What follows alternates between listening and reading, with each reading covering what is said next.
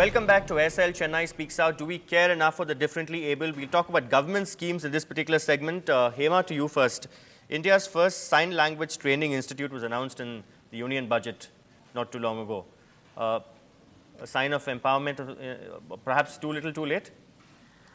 I mean, it's just another thing that is being done, but I don't think that any of these things are going to make that much of a difference. I mean, it's something more, and it's always welcome.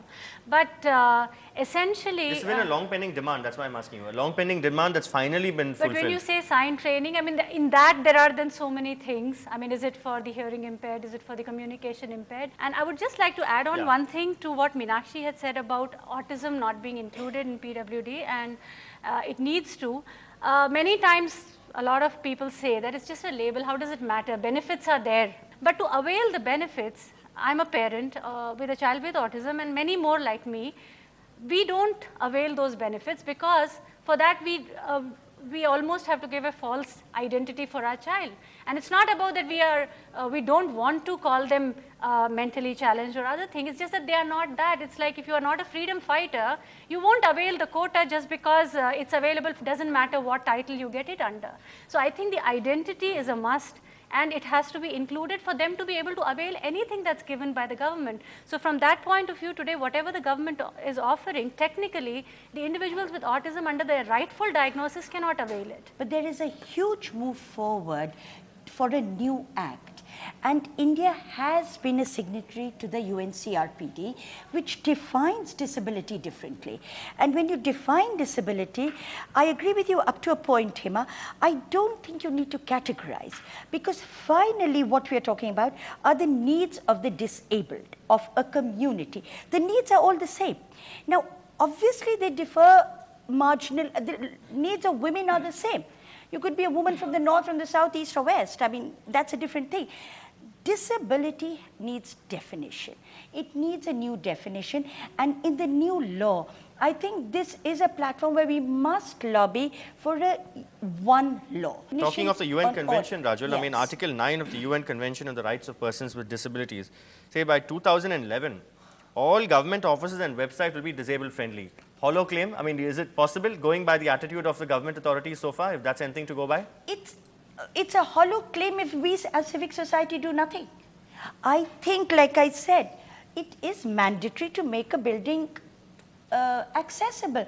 I remember just before the union budget, there was one gentleman, in fact, a differently able person, who made a plea to the finance minister. He said, don't tax my wheelchair. All right? Let me give you, I did a little research on this. Customs duties on semi-precious stones, 5%, not long ago, 5%. Hearing aids, 15%. Customs duty on cordless handsets, 15%. Customs duty on crutches and artificial limbs, that's a surcharge of 25%. Tanks and armored vehicles, no duty. Wheelchairs, 30%. What does it speak about a government's commitment to the differently abled? You're not from the government, but as a corporate person, how would you like to respond to this?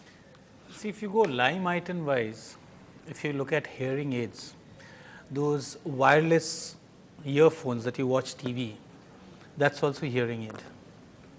So there are things which are there, which are like, if you look at it, there might be certain items which are customs quite low. There are something which is high. Yes, like defense. So you will get along. I mean, the common perception is that the smugglers of the world just get away without paying any duty. No, if you look at, and you have a poor person with a wheelchair who has to, shell out through his nose for a wheelchair. But wheelchair is getting manufactured in India. So why do you have to import it? There's certain, crutches the quality is like when if you the look at Jaipur. No, if you look at Jaipur, one minute. If you look at Jaipur, next to you, some quality goods not available in our country. So we have to buy from other countries. So the government has to tax relaxation for the cost. Lots of technology transfers are available. If you look at, say, cars are getting manufactured in India. If you look at cycles are manufactured in India, best quality cycles are here. If cycles can be manufactured here, why not wheelchairs? My point is the JOS, the software, which has not been done in our country.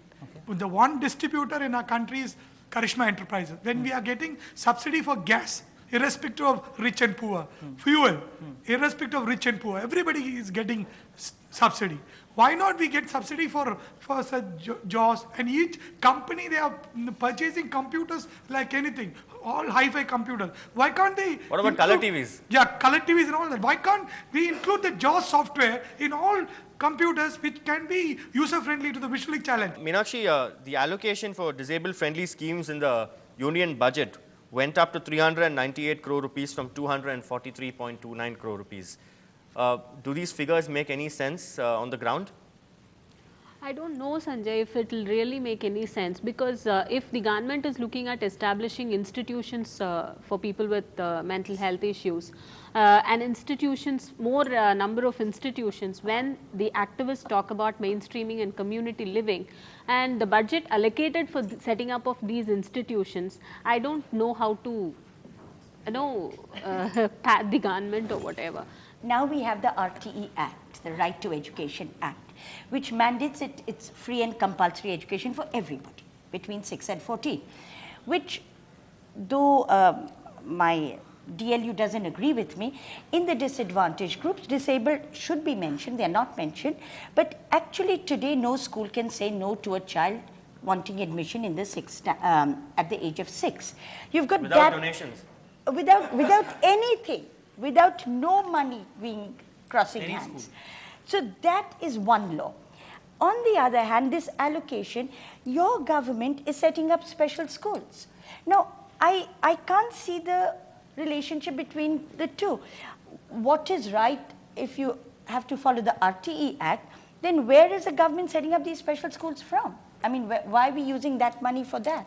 Also, right to education, yes, Hema. I want to add to that. Yes, legally now it is true that no school can refuse. I mean, they can be taken to court if they refuse admission But on the laws and laws, grounds there are, of the disability. Supreme Court has banned capitation fees. We know every Yeah. college does it. There are And sting operations. on the other hand- Donations, NDTV Hindu carried the story the other day. Kindergarten admission, 60,000 rupees. A peon is asked to pay 60,000 rupees for his child to get into kindergarten. So, do these laws actually make any difference on the ground? No, and also probably it also holds true for a lot of government schools which probably are truly, I mean, in Tamil Nadu, I think a lot of government schools are taking Sarva Shiksha Abhiyan seriously. But the so-called, in India, we think the elites or the educated class, they all now speak the politically correct language, as in the beginning you mentioned that people are talking the right language. But they use that politically correct language to tell you in very nice fashion as to why this child, it's good for this child not to come to the school. They almost convince you that taking him into this school would be a crime against that child, and he would benefit one more year in a special setup or just at home, and when he is ready, we'll take him. Meenakshi, talking of the right to education here, we still crib about giving the differently abled extra time, those who use scribes in an exam, right? Yeah, yeah. I know you have also been spearheading that campaign. Yes, We have covered yes. many of your Yes. protests also. Yes. What would you attribute this to? Why do we grudge giving a little, I mean, half an hour extra to a child, a special child to write an exam? I don't know, it's purely attitude, Sanjay. And also recently, if you take, the government has, earlier we used to have a government order number 312, which allows for adaptations for people, students with neurological impairment. Recently this year, February 10, the government has passed another GO with rules for that GO number 312. In that they say that children with neurological impairment cannot take exams with scribe known to them, which will nullify the whatever The scribe GO is they known have. to them. What is the insinuation? The scribe will write all the answers. Yeah, Exactly. yeah. So there's a level of mistrust. Does the scribes government and, allot enough scribes, or is there a shortage of good scribes? Quality scribes are Quality not at all scribes, available. Yeah, yeah, and this is a big issue, Sanjay, because even otherwise they give the scribes, the government mandates scribes should be much low, qualification should be much lower than the person who is taking the exams. Many times the person who is writing the exam will have to spell out everything, which is very difficult. I have written last year 12th standard exam. I got only 3 hours. I have missed a lot of questions, and I have written only the small piece of answers. That's why I scored 1042. If they In spite of that, you these scored 4 hours, I'm sure I have definitely scored more than 1100 more. But the government gave only the 12th standard students, they gave only the drawing master. That's the problem. They don't know about that. Lot of visual students are studying accounts group. They have accounts, commerce, but the drawing master doesn't know accounts, but he is writing an accounts exam. We need to ask the government that the scribe should be made used to the person. You see, communication, you can't And also have understand relevant skills, speech. because if a drawing master doesn't know how to draw a balance sheet, how will he help the scribe? And ask for relevant scribes.